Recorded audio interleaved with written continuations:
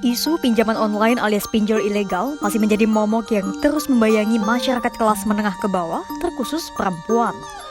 Data laporan OJK dan LBH selama beberapa tahun belakangan menunjukkan fakta miris yang mencatat bahwa korban pinjol ilegal didominasi oleh perempuan.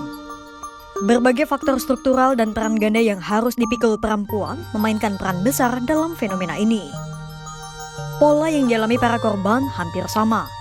Kebutuhan mendesak, tuntutan menjadi ibu dan anak perempuan yang baik hingga berujung pada lingkaran setan pinjol ilegal. Kompas.com telah mewawancarai sejumlah perempuan korban jerat pinjol ilegal yang berbesar hati membuka luka lama mereka. Seperti apa cerita mereka dan bagaimana bahaya laten godaan sesaat pinjol ilegal?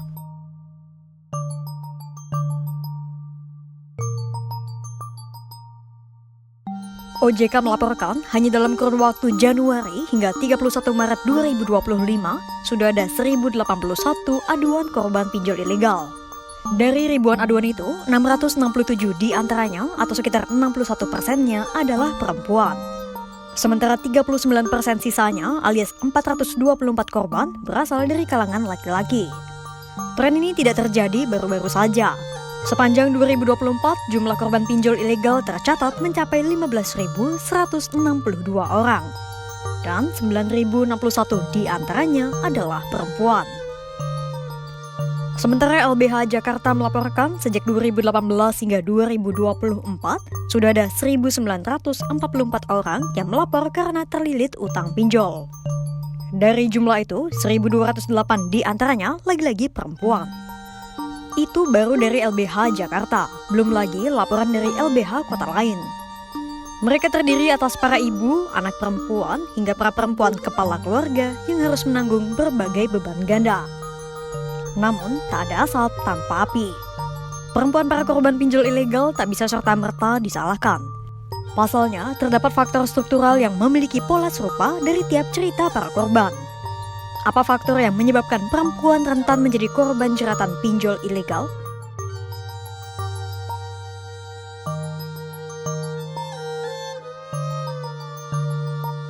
Pertama, perempuan kerap kali harus memikul tanggung jawab ganda, baik sebagai pencari nafkah maupun memenuhi kebutuhan domestik sebagai pengelola rumah tangga.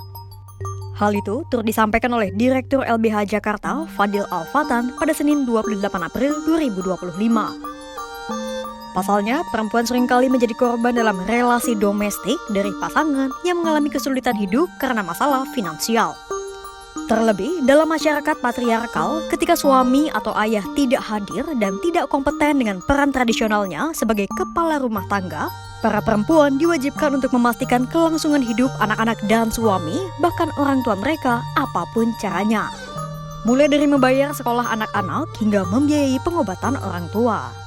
Dalam situasi itu, tidak ada kehadiran dan dukungan finansial yang cukup dari negara, salah satunya sulitnya mengakses pinjaman di bank bagi perempuan. Kementerian Koperasi pun dinilai kurang berperan merangkul para perempuan miskin yang memikul beban ganda dan membutuhkan pinjaman mendesak. Akhirnya, mau tidak mau, tawaran mudah para lintah darat digital menjadi jalan pintas yang diambil para perempuan miskin pemikul beban ganda. Sarah misalnya, satu dari sekian banyak perempuan yang tak lepas dari jerat pinjol. Perempuan 29 tahun ini mulai menggunakan pinjol sejak usianya 26 tahun alias 3 tahun yang lalu. Sarah harus menanggung tunggakan asuransi kesehatan ayahnya meski sang ayah telah meninggal dunia. Pasalnya, selama ayah Sarah berobat, biaya pengobatan rupanya tidak ditanggung oleh asuransi. Di samping itu, Sarah masih harus merawat ibunya yang saat ini mengidap diabetes. Ditambah, Sarah juga harus membiayai sekolah adiknya. Praktis, Sarah harus membayar tunggakan asuransi ayah, pengobatan ibu, dan membiayai sekolah adik.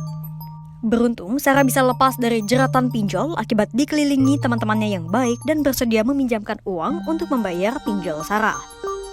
Faktor kedua, karena kurangnya literasi finansial.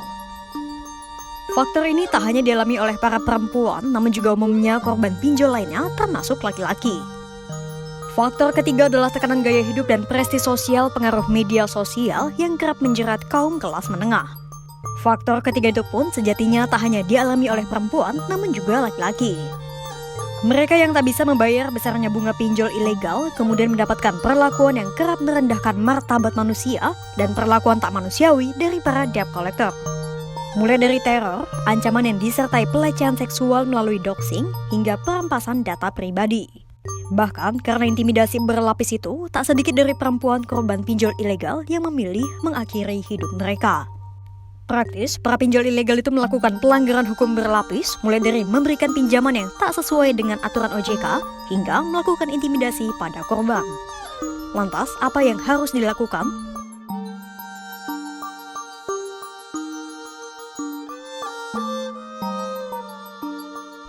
Negara, swasta, dan organisasi masyarakat sipil harus berkolaborasi untuk mengentaskan fenomena ini. Pertama, pemerintah harus lebih memperkuat regulasi dan pengawasan terhadap sistem peminjaman daring. Kedua, peningkatan literasi keuangan mulai dari kampanye edukasi nasional hingga integrasi literasi keuangan dalam kurikulum sekolah. Ketiga, memperluas akses pada pembiayaan resmi seperti KUR atau kredit usaha rakyat, koperasi perempuan, hingga BUMDes. Keempat, meningkatkan perlindungan dan pendampingan hukum bagi korban. Mulai dari mendirikan pusat pengaduan khusus korban pinjol dengan layanan hukum gratis dan psikologis. Dan kelima, kerja nyata dari aparat penegak hukum hingga restoratif justice bagi para korban yang terjebak pinjol ilegal. Dan keenam, pemberdayaan ekonomi perempuan melalui pelatihan keterampilan serta kewirausahaan hingga pendampingan UMKM. Tiap kisah para korban pinjol ilegal memiliki cerita yang berbeda-beda meskipun memiliki pola yang sama. Fakta banyaknya perempuan yang menjadi korban pinjol ilegal adalah buah dari tekanan ekonomi yang muncul karena faktor struktural. Semoga dengan berbagai upaya yang dilakukan pemerintah dan organisasi masyarakat sipil, fenomena jeratan pinjol ilegal bisa berangsur-angsur sirna. Untuk itu, dapatkan lebih banyak informasi terkait literasi keuangan, terutama pinjol, hanya di kanal YouTube Kompas.com.